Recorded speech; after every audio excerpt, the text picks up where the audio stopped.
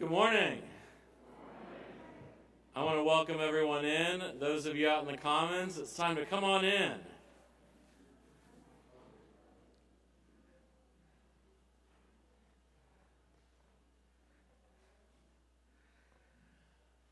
Good morning once again. I want to welcome everyone here. We've had the great pleasure of having a lot of people in service these last few weeks, so we've added some chairs.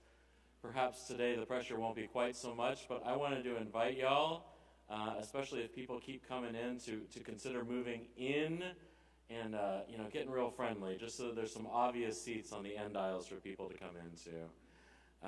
Welcome once again.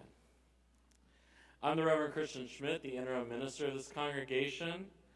Whether this is your first time with us or your 1001st, we want you to know that you are welcome and we are glad to have you. Our church offers these Sunday services both in person and virtually. Hello to everyone on YouTube right now. And whether you are here or joining us from home, you are welcome. We gather each Sunday to recommit ourselves to the mission of this church, which is to support one another in our spiritual journeys, to work for justice, to care for the earth, and to build the common good. It is good to be together. This is a community dedicated to welcoming the stranger, working for justice, and building beloved community. And to that effort, we remember and name the original indigenous inhabitants of this land, the Piscataway, the Powhatan, and the Tow. We also remember and acknowledge those enslaved people who lived and worked on these lands. Our work to dismantle systems of oppression toward a more just future continues.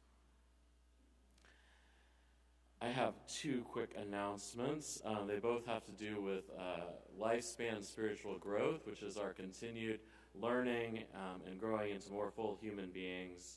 We have two opportunities coming up soon. The first is our TED Talk series continues. The next one is this Tuesday, 2 days from now at 7:30 p.m. on Zoom. You can find the link for that in our various communications. I'll be hosting it, so I'm excited to see some of y'all come out and watch a short TED Talk, and we'll talk about it, things that are important to our lives. The other is that Great Decisions, another one of our opportunities to learn, is returning. It starts on February 5th. That's in the fireplace room. It starts about 11:30. And that will happen on most Sundays for the next couple months after that. More information about that is also in our various communications materials.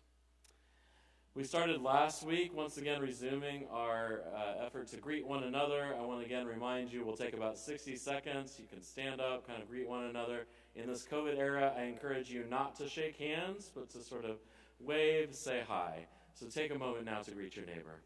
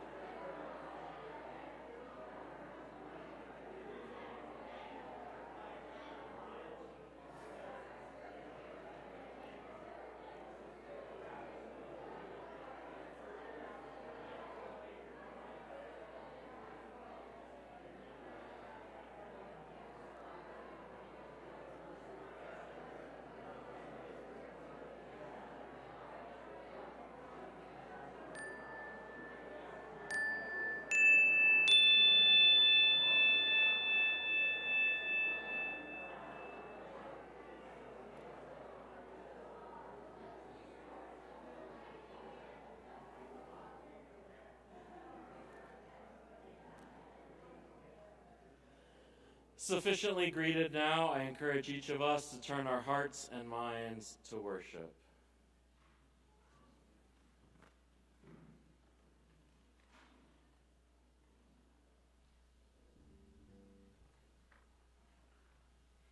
Invoking the Past, Present, and Future by the Reverend Katie Romano Griffin. Come, let us enter the space of hope and community. Come, let us enter this space with our sorrows, our joys, our passion, and compassion. Come, let us enter this space with the stories of our ancestors, for their strength and wisdom beats in our hearts.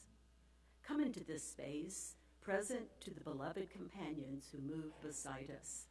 Come into this space, mindful that together we're building a future for other generations. Come into this space and let us worship.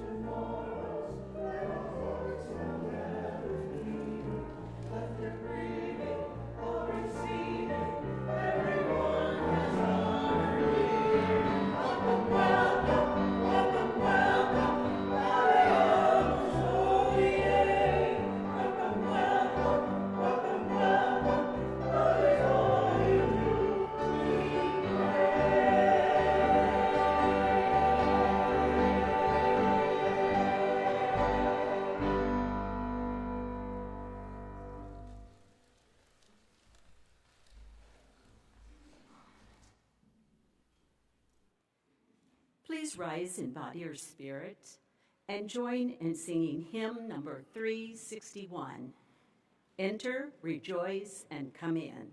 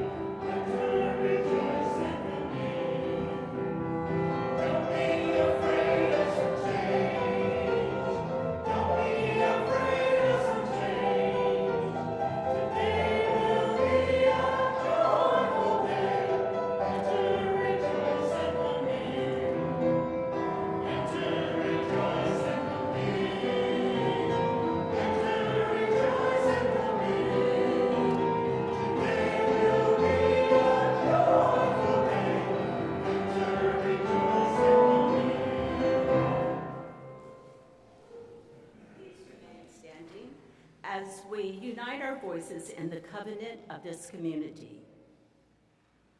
Love is the teaching of this church. The quest of truth is its daily task, and service is its prayer. To dwell together in peace, to seek knowledge in freedom, to serve life in community, to the end that all souls shall grow in harmony. This is our covenant with each and with all.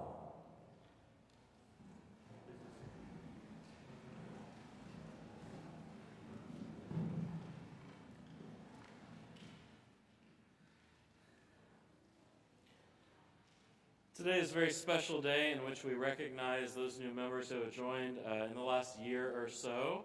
We do this from time to time to acknowledge those who have been welcomed into our community. So I want to invite forward those of you who are here today.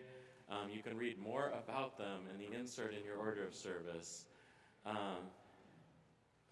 So Elfie, Maggie and James, Katie Casey, Laura Greer, Luciana, and Mary Reed, please come forward.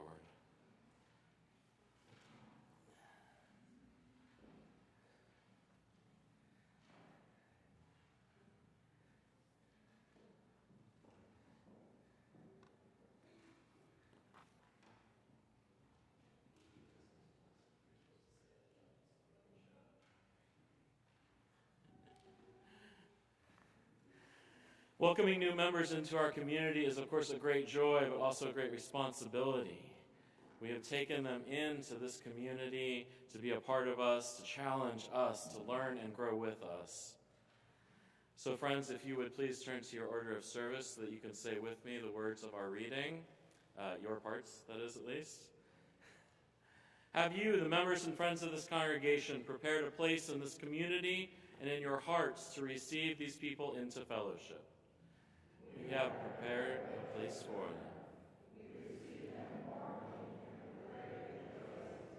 Then let us all rise in body or spirit and welcome them by saying these words together. We, the members and friends of the Mount Vernon Unitarian Church, welcome you into our religious community as new members. In the sharing of our lives together, we join our talents with yours. Together we can renew our spirits, grow as people, and find strength in helping others. We are glad you are among us. New members.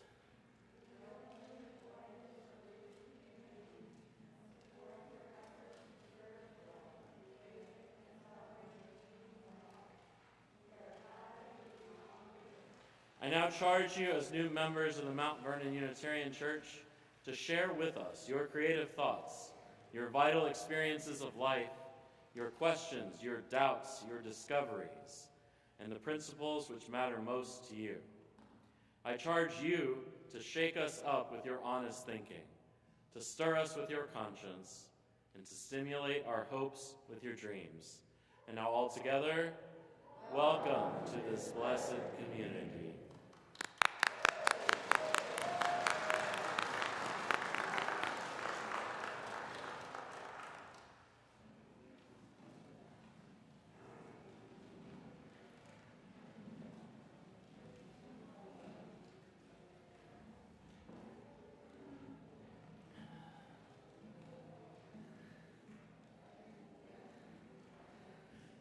It has been quite a month between having a child dedication, welcoming new members. This is probably my favorite part of the job, is welcoming new people into our community. Now I want to tell y'all a little bit of a story, so to speak, for all ages. And it's about church, it's about cooking, it's about bringing new things together and creating something that is more than the sum of its parts. So I want to ask y'all here, who has ever had gumbo? A lot of people, good, okay. I don't need to explain too much then. It's a dish from Louisiana. It's essentially sort of a stew-like thing. It's a soupy kind of wonderful thing, but it's also different from any other such thing I've had. So another question, who here has ever made gumbo? Fewer hands, but still good. Okay, good, I'm glad. Then y'all will know what I'm talking about. Because there's a lot of ingredients. There's not exactly an absolute list of things it has to have. Like a lot of these sort of home-style dishes, some of it comes down to what you have around, especially when it comes to things like the meat that might go in it. And there are vegetarian gumbos that are really good too. You don't have to. So some of the ingredients you might have are celery and bell pepper and onion. Those actually are not really negotiable. You have to have those three, called the Trinity in Cajun cooking, or you're not making gumbo. You can also do things like parsley, there's garlic, Cajun seasoning of some sort is absolutely required. You need chicken broth and andouille sausage, rotisserie chicken, shrimps, so these sorts of things. You need often served with white rice. You also absolutely have to have okra, which I know people have strong feelings about.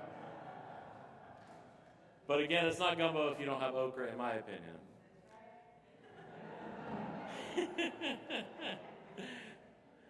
But the other thing you need is something that's a little different from some soups and stews, is you make a roux. Now, those of you who are familiar with French cooking, this won't be new to you, but a roux is where you take flour and you cook it a little, you almost sort of toast it, to get the flouriness out of it, actually. You don't want it to taste like flour. And then you add oil. Oil, some people use butter, some people use both. And you mix that together, and it makes sort of a paste-like thing. And for gumbo, you want a pretty dark roux, so you cook it for a while. You do not want something that looks off-white. You want something that more is like a nice medium brown, probably. And what that does is, it's a binder and thickener for the gumbo. Gumbo is supposed to be thick. It's not a thin soup. Gumbo almost sits up by itself, right? And it also imparts a deepness of flavor. Gumbo doesn't taste like gumbo unless it has that.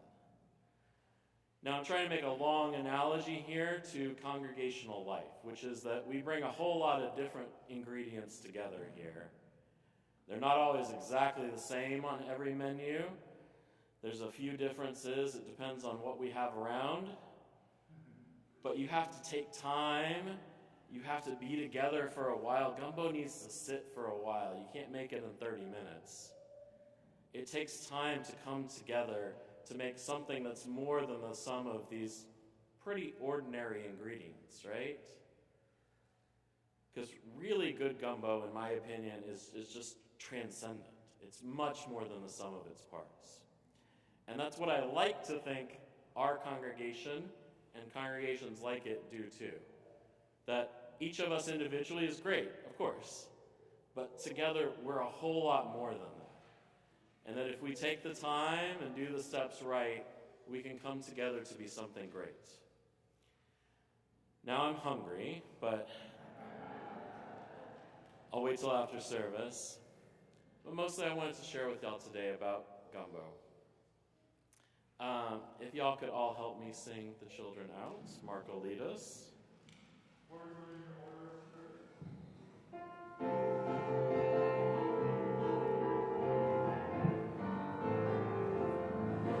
We hold you in our love as you go, as you go. May your heart be at peace as you go. To nurture the spark of our precious life. We hold you in our love as you go.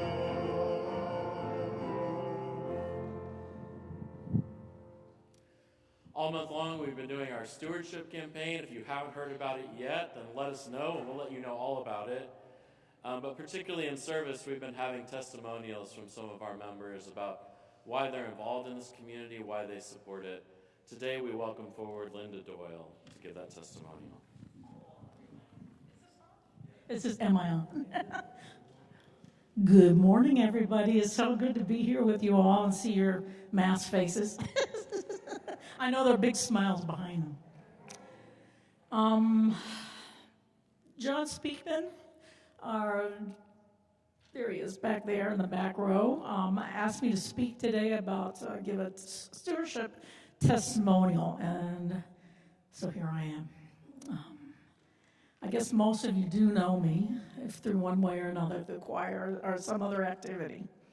I've been here a long time at MVUC. I came here, I think, about 25 years ago.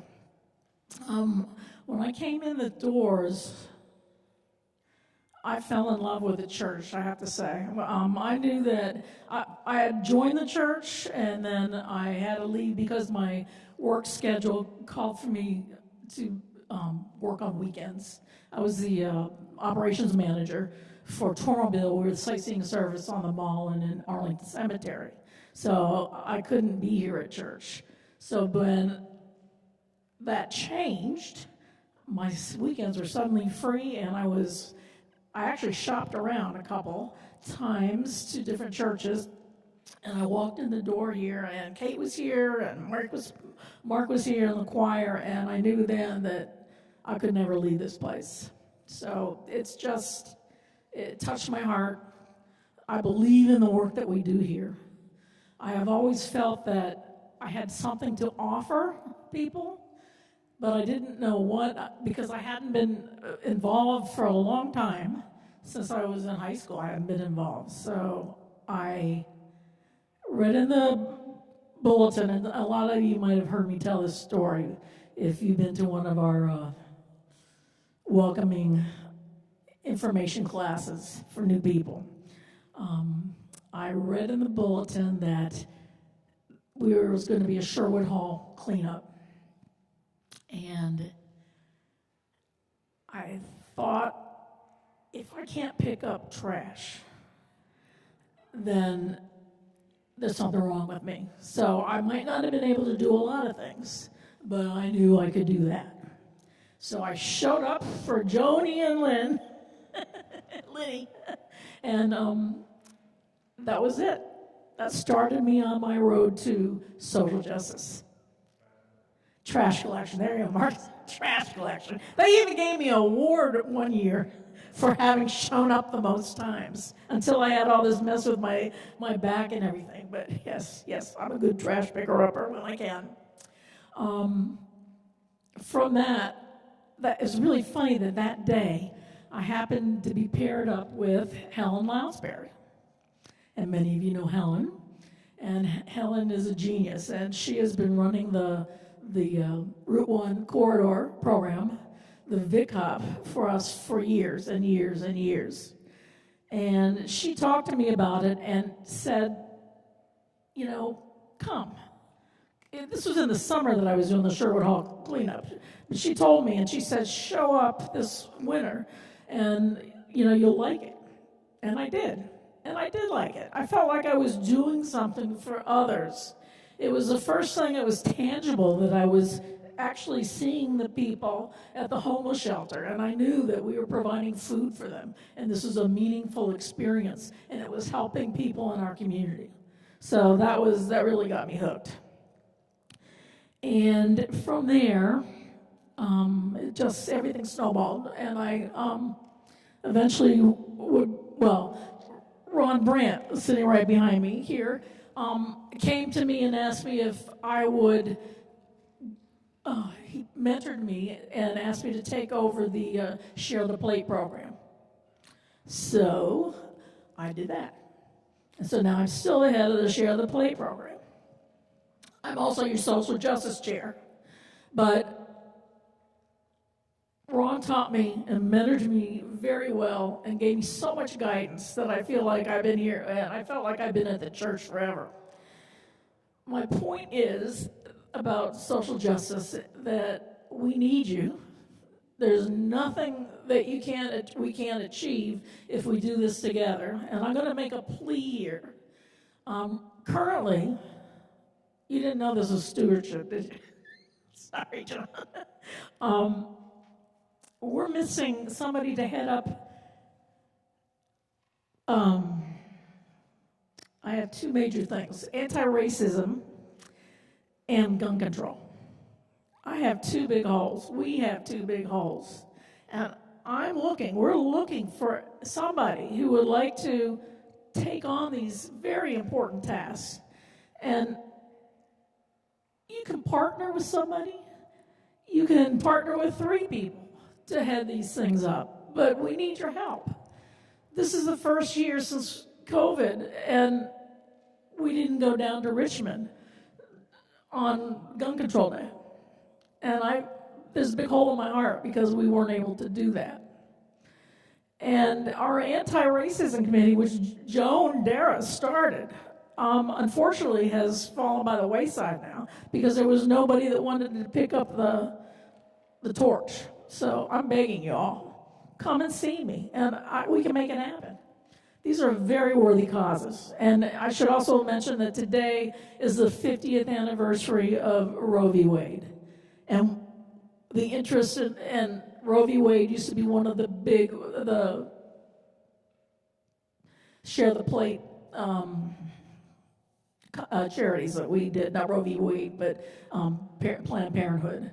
And nobody has nominated Planned Parenthood for Share the Plate in about 4 years now, which is very disappointing.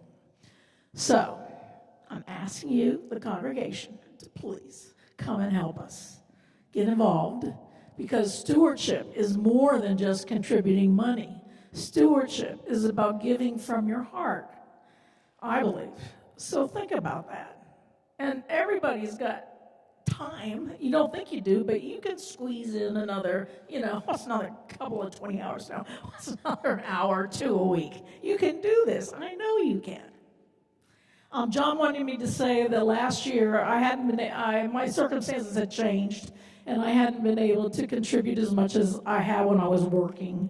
And I did realize last year that suddenly I did have some extra income, and I was able to pledge that to the church. And it was a joy in my heart to be able to do that. So, I will shut up now. Thank you all. Come and see me about social justice, please.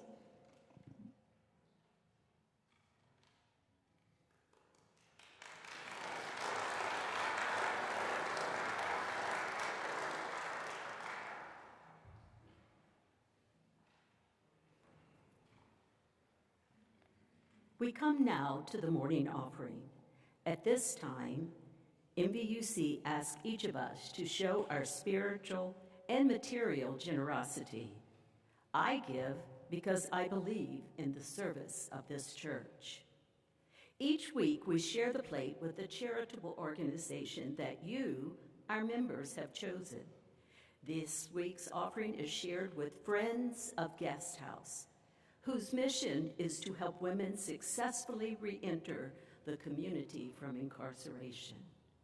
I invite you to contribute whatever you are most comfortable with to this organization and to this church community. If you would like to write a check for the offering, please make it to MVUC, and in the memo line, indicate what it is for.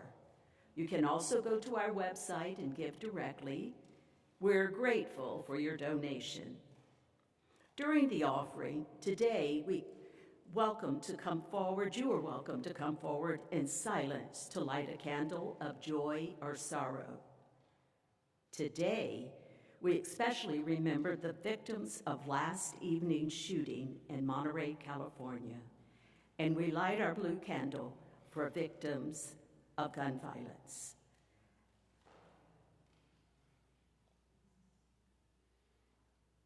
And now, will the ushers please come forward for the morning offering?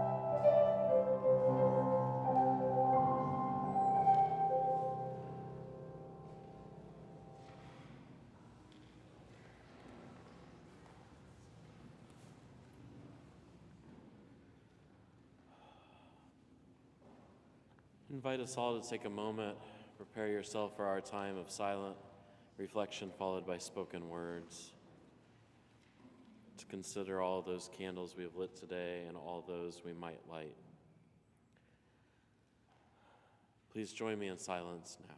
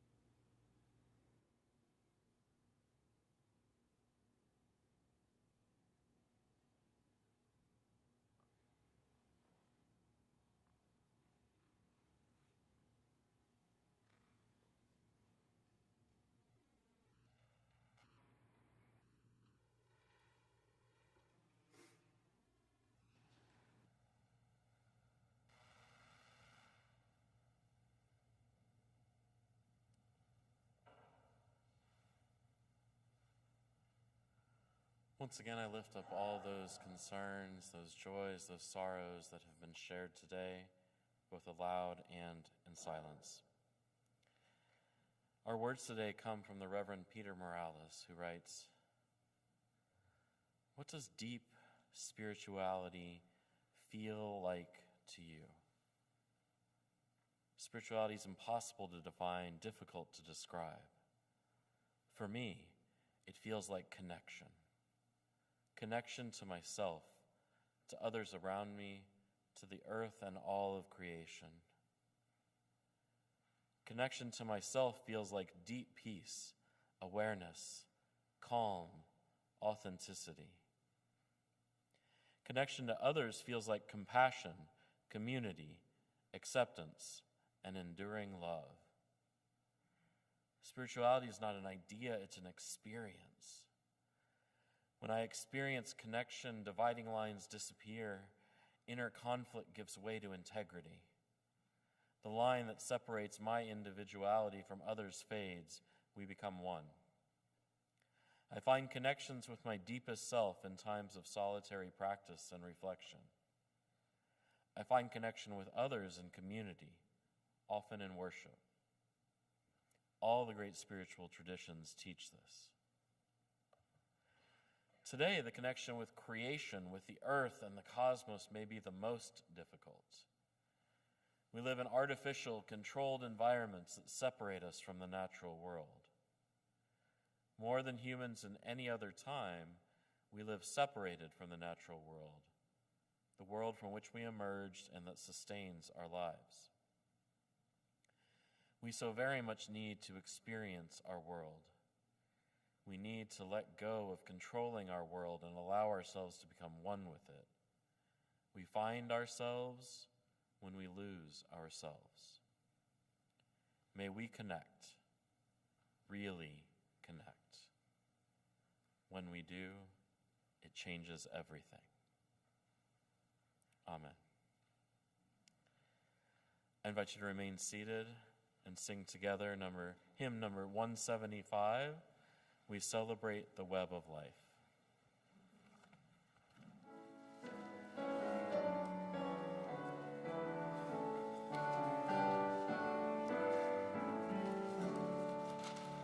Thank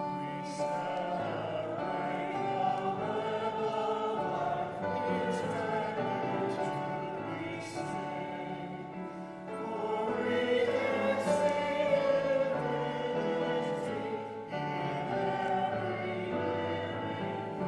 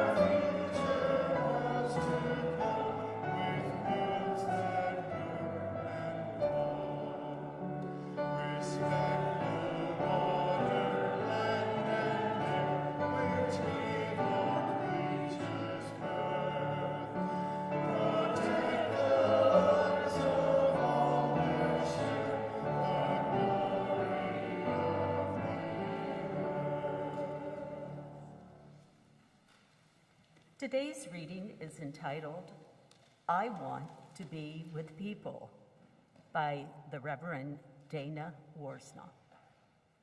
Often people say that they love coming to a place with so many like-minded people. I know just what they are getting at, and I know that they aren't getting it quite right. I don't want to be with a bunch of people who think just like me. I want to be in a beloved community where I don't have to think like everyone else to be loved, to be eligible for salvation. I want to be with people who value compassion, justice, love, and truth, though they have different thoughts and opinions about all sorts of things. I want to be independent-minded. I want to be with independent-minded people of good heart. I want to be with people who have many names and no name at all for God. I want to be with people who see me in my goodness and dignity, who also see my failings and foibles, and who still love me. I want to be with people who feel their interconnection with all existence and let it guide their footfalls upon the earth. I want to be with people who see life as a paradox and don't always rush to resolve it. I want to be with people who are willing to walk the tightrope that is life and who will hold my hands as I walk mine. I want to be with people who let church call them into a different way of being in the world. I want to be with people who support, encourage, and even challenge each other to higher and more ethical living. I want to be with people who inspire one another to follow the call of the Spirit. I want to be with people who covenant to be honest, engaged, and kind, who strive to keep their promises and hold me to the promises I make. I want to be with people who give of themselves, who share their hearts and minds and gifts. I want to be with people who know that human community is often warm and generous, sometimes challenging, and almost always a grand adventure. In short, I want to be with people like you.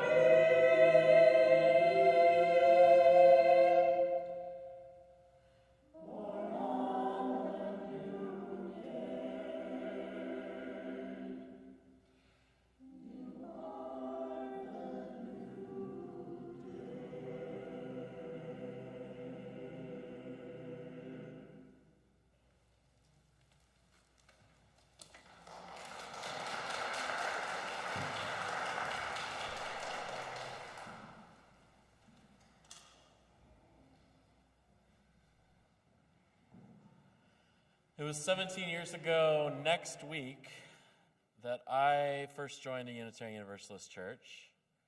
I know that's not nearly as long as some folks here, but it seems like a long time now looking back, 17 years ago. And there's more to that story, of course. I had lifelong connections to Unitarian Universalism. My grandparents and my mother had both spent time in Unitarian churches, but none of them were involved much at all during my childhood. Even so, I'd hovered around the edges of First Unitarian Universalist Church of Austin, a few memorials there, a wedding. I went to a summer camp that rented space from the congregation, that sort of thing in my childhood and youth. And since leaving Austin, I'd been to services in several UU churches over the years as I moved around. But 17 years ago was the first time I was taking the deep plunge into membership at a different church, at the UU Church of the Brazos Valley in College Station, Texas. And of course, that's what it is, a deep plunge. Even if it can seem as simple as signing our membership book, which is, of course, what you do to become a member, a part of what you do. It is simple. But as I always stress to our new members, the ritual act of signing your name in our book is one loaded with symbolism, with meaning. You have joined your name and yourself to a long line of people who have created and sustained and loved this congregation. Sometimes maybe not loved it so much too. You've joined your name to a long line who will come after you as well.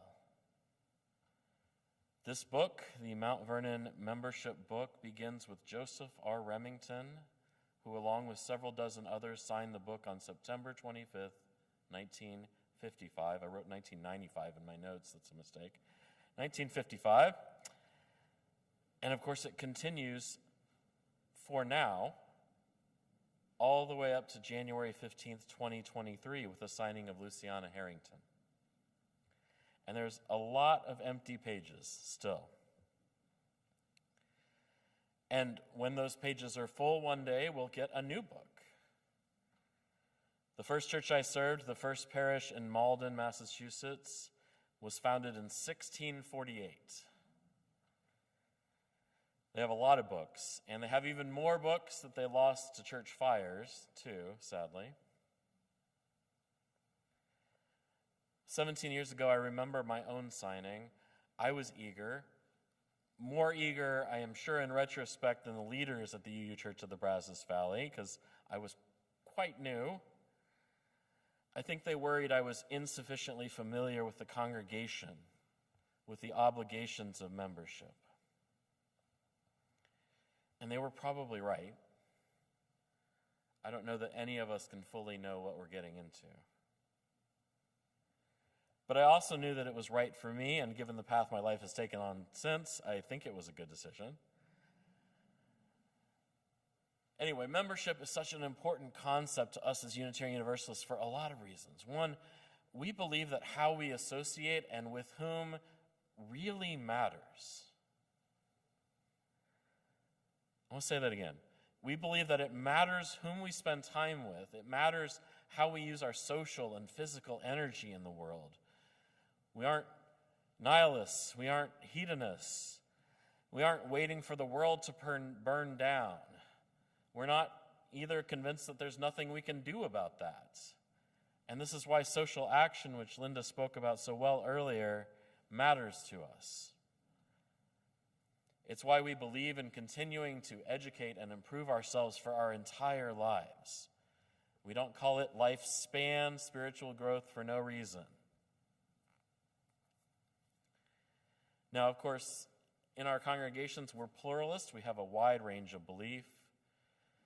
And so we do not usually think of ourselves as united by a creed or a single belief or even a set of beliefs, as many religions do. Instead, we focus more on how we act in this world, less on what we believe about it. We're focused on orthopraxy, not orthodoxy, to use some fancy religious terminology.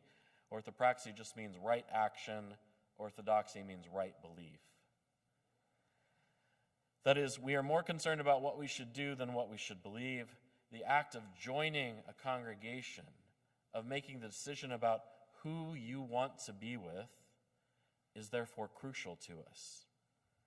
It's not a decision to be entered into lightly or to be let go of lightly. We honor the importance of working on ourselves, that we are never finished products, that there is always more to learn and more to know. In fact, for us, it is heretical to think that we're done. William Ellery Channing was a very famous Unitarian preacher of the early 1800s. Indeed, he is in large part the reason we are known as Unitarians. Some of you have heard me say this before, but some of you haven't, so I'm going to share it again. A quick aside, early proto-Unitarians, not quite yet Unitarians, we might call them, were people who questioned a number of the prominent doctrines of the day, especially those of their Calvinist brethren. One of the ones they questioned was whether Jesus was divine, or at least whether he was divine in the same way as God. Now, Trinitarian Christians who disagreed with that notion took to calling these folks Unitarians, a term they intended as an insult. And Channing was the first one to turn that insult into a term of pride. He reclaimed the word from his critics in a sermon called Unitarian Christianity, delivered just up the road in Baltimore. Now, Channing believed in something he called self-culture.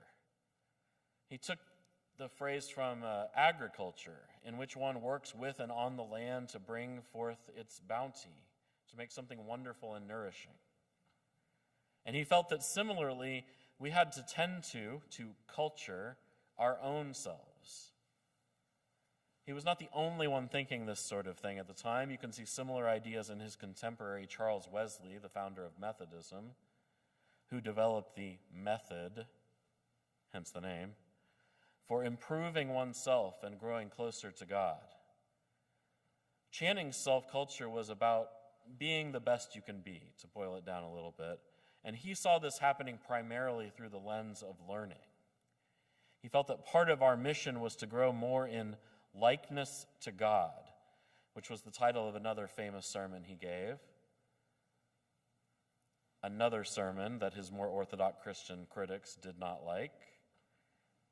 They felt that he was saying that humans could aspire to be like God, though in my view, he was saying that since we are made in God's image, we should work to live up to that.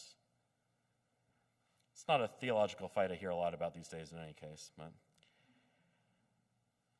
So today we believe not just in self-culture, but in what we might call congregational self-culture. We think that we can, as a group, do good in this world, support each other, improve. That we can help improve one another, and that together we can help improve our world.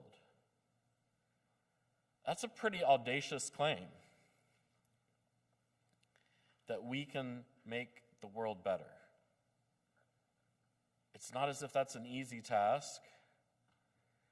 It's certainly one that involves a lot of starts and stops, many challenges, many failures.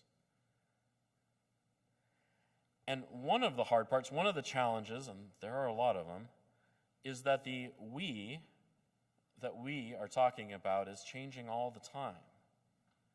Of course, each of us changes over time. I'm not the same person I was 17 years ago signing that book, though I'd like to think there's a sense of continuity between that person and the me that's here today.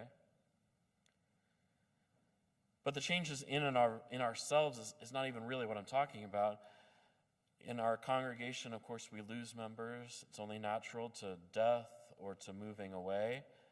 Though I point out that our new virtual world makes that more of a choice than it used to be. You can still be very much involved from a distance here. We lose members to people who realize their pasts are leading them away for whatever reason, and we wish them very, very well. And we bring in new people. This is a community committed to openness, to bringing new people in all the time, both those who come from other traditions or no tradition at all, and those who are born and raised in our communities, what are sometimes called cradle Unitarian Universalists. When we welcome new people into our community, we repeat our assertion that we are committed to one another, to helping each other grow and to flourish. When we welcome new people here, we commit to honoring who they are and letting their gifts and experience challenge and inform us. We commit to changing. Of course, there isn't really an option on that front, but as the saying goes, change is inevitable, but progress is not. So instead, we choose whether we want to cling to a vision of the past, or if we want to commit to joyfully journeying into a brave new future. So friends, today we once again welcome new people into our community, our new members honored today, but also those of you visiting us for the first, or perhaps one of the first few times. I know that some of you are here just for a visit, and that some of you have found the community that you will grow and change with for a long, long time. So welcome to Mount Vernon Unitarian Church once again. Amen. I invite you to rise in body or spirit and joyfully sing number 131, Love Will Guide Us.